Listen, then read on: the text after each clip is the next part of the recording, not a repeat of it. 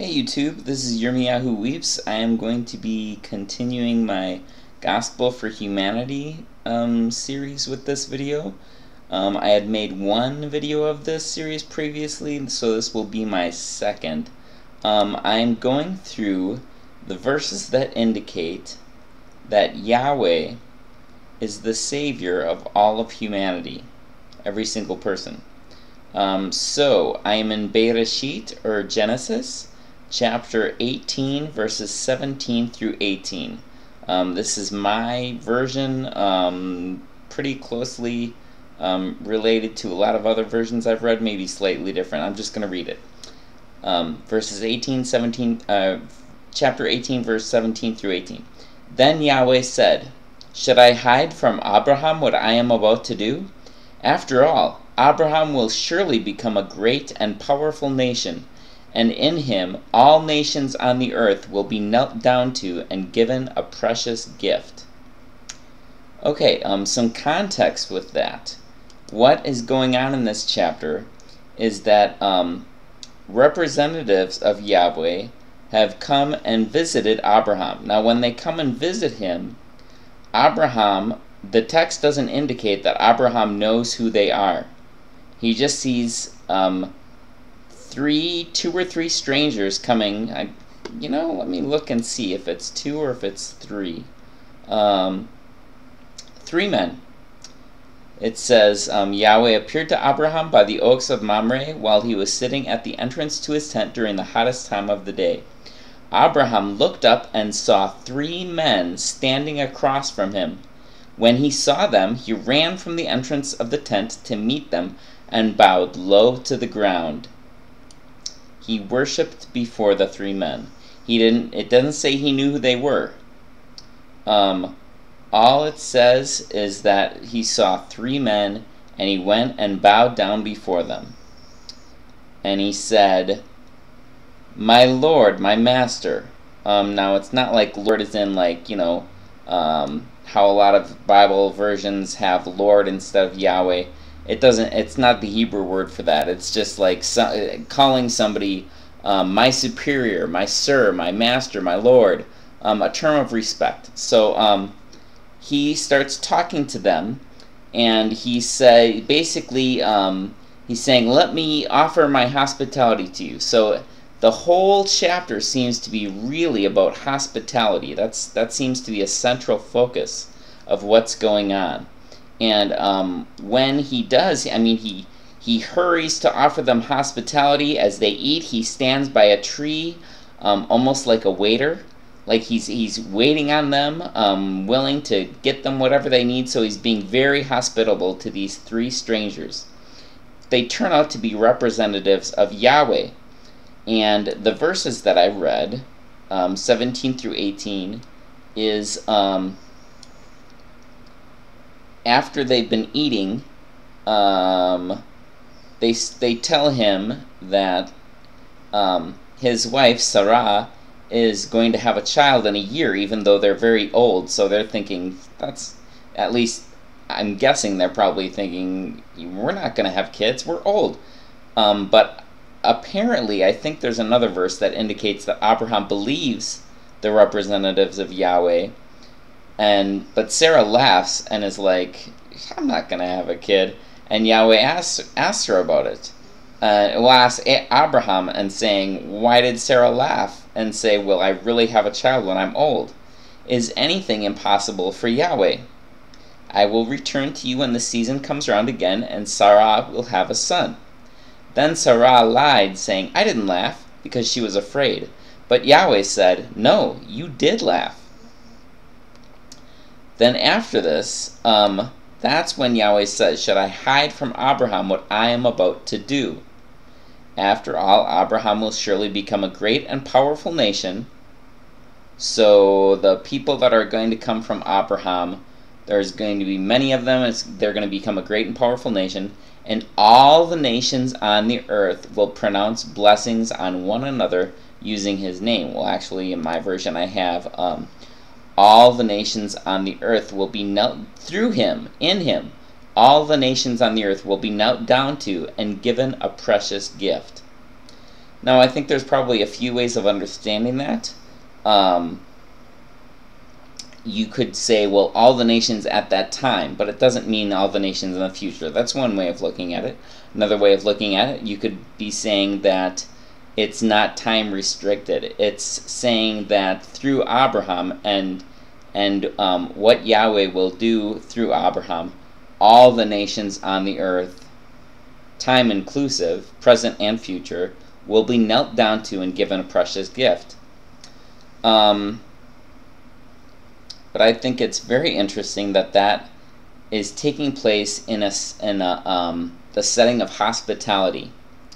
And notice that Yahweh is displeased with Sodom and I can't remember how to pronounce it, Gomorrah, Amorah, I'm not positive, but he's not pleased with them, and we find out in the reason why in the following chapters, where Lot, who is, I think, the nephew of Abraham, is living there with his family, and the strangers come to Lot, and he offers them hospitality, but the people in the city, instead of being hospitable to these strangers, the strangers are saying, we're gonna spend the night in the square.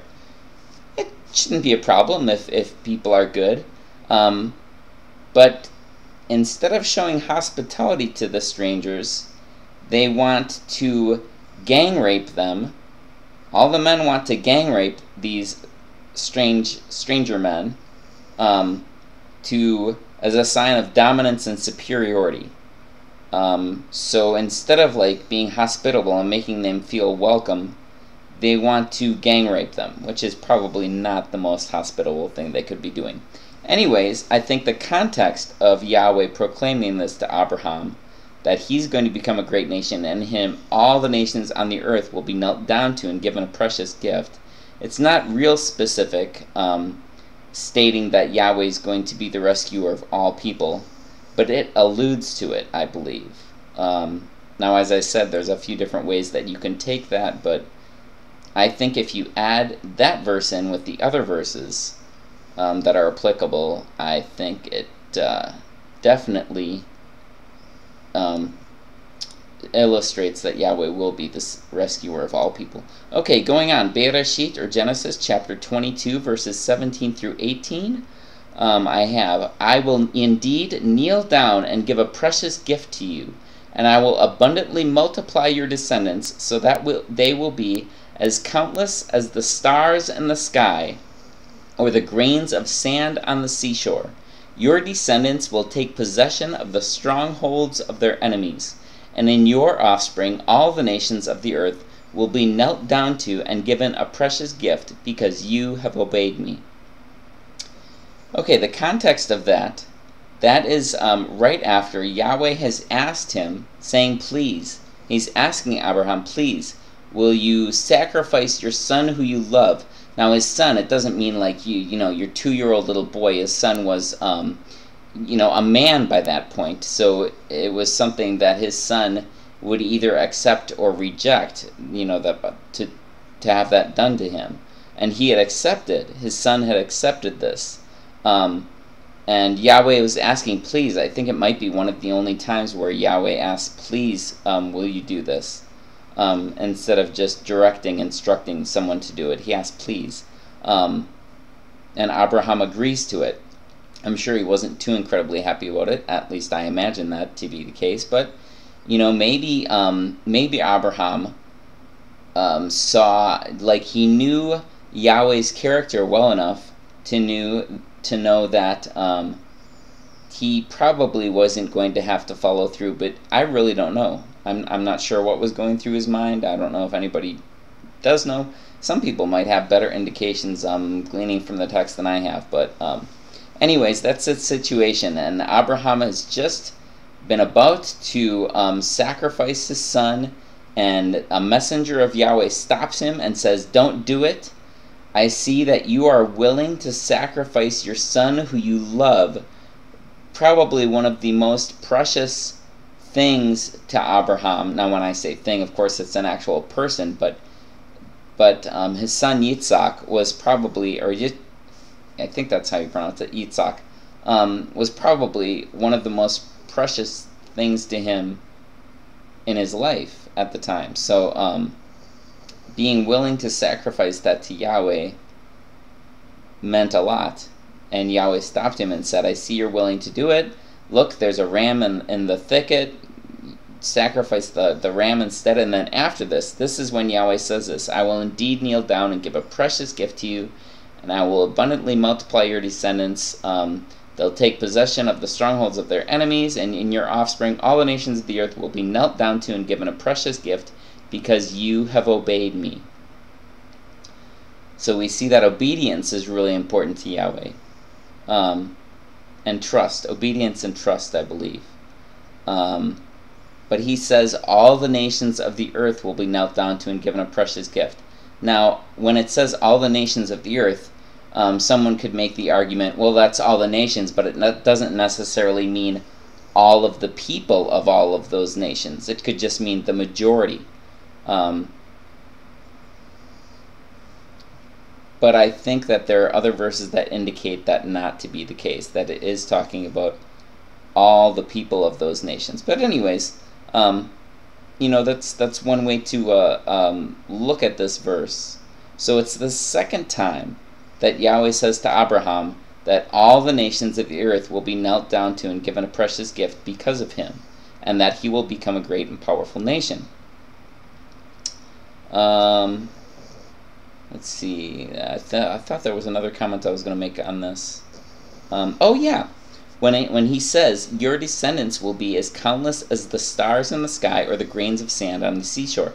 Now when you say the stars in the sky, he was out in the wilderness. They didn't have electricity.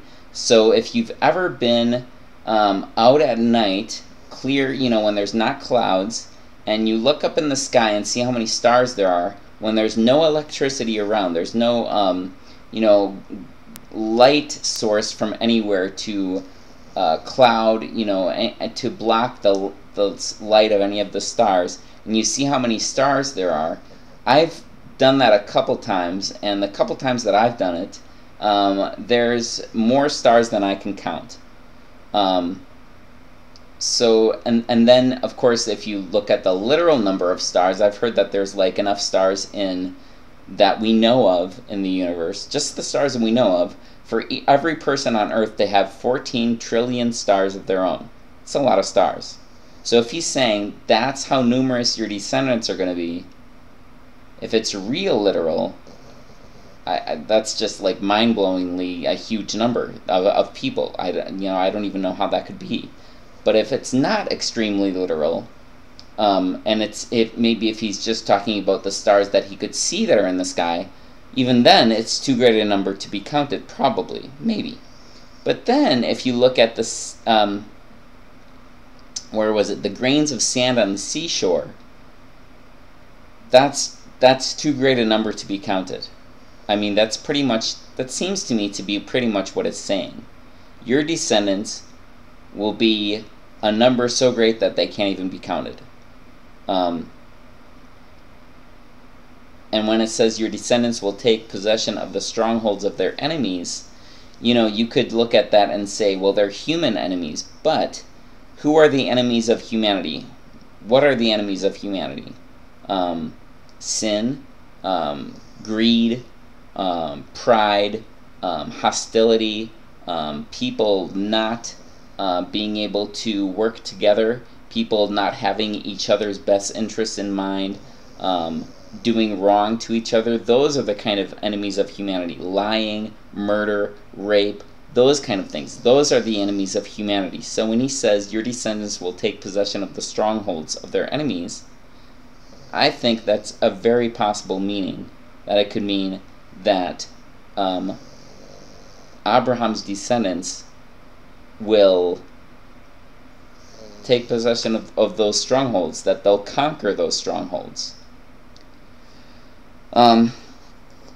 So that's Bereshit chapter 22 verses 17 through 18. Going on, chapter 26 verse 4 reads as such: I will multiply your descendants so they will be as numerous as the stars in the sky, and I will give them all these lands, and through your descendants all the nations of the earth will be knelt down to and given a precious gift. Okay, 22 verse 4. That is, no, I'm sorry, 26 verse 4. That is being said to Yitzhak, Abraham's son. So the promise that was made to Abraham is repeated to Yitzhak. And what is going on in this chapter is Yitzhak, there was a famine in the land. Yitzhak went to Abimelech, which I'm not sure if I'm pronouncing that right, means it has the name father in it and it has the name king, so it might mean my father is king. You know, I haven't really researched that name, so I'm not sure off the top of my head.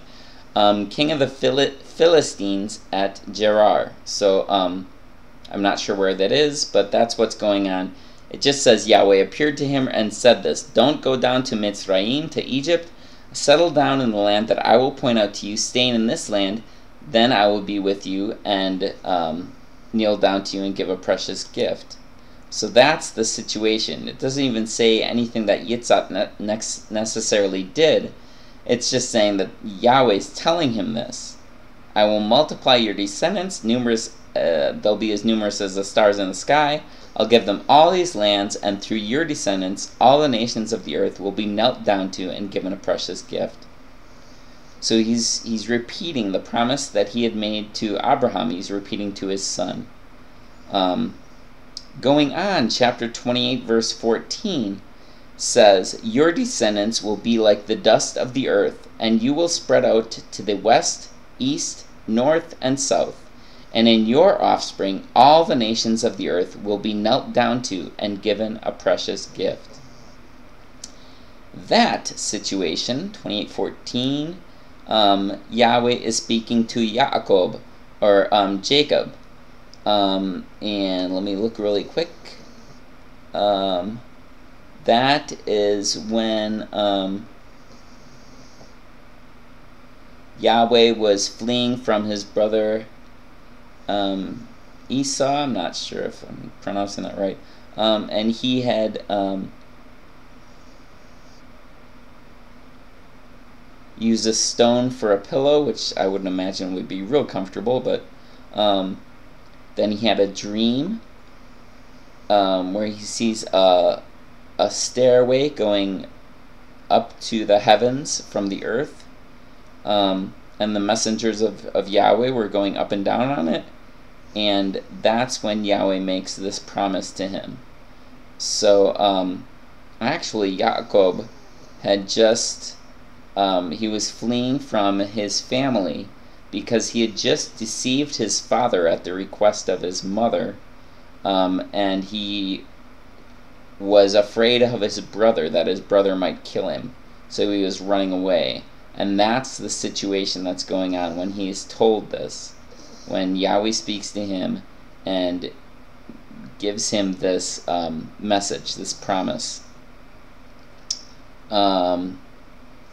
So I mean, you could make the argument from those verses that it doesn't specifically say that Yahweh is going to be the rescuer of all people with those verses, but I think that they do indicate that through Abraham and his descendants, that Abraham's descendants will become a great and powerful nation, and that through them all the nations on the earth will be knelt down to and given a precious gift. So all nations on the earth. And again, just those verses by themselves I don't think indicate that Yahweh is the rescuer of all people, but when you put those verses together with together with other verses that do indicate that, I think that's what it's talking about. Anyways, hope you've gotten something out of this, and thank you very much for watching. Have a good life, and I will talk to you another time. Shalom. Have a good night, or day, or morning, whenever you watch this. Thanks. Bye.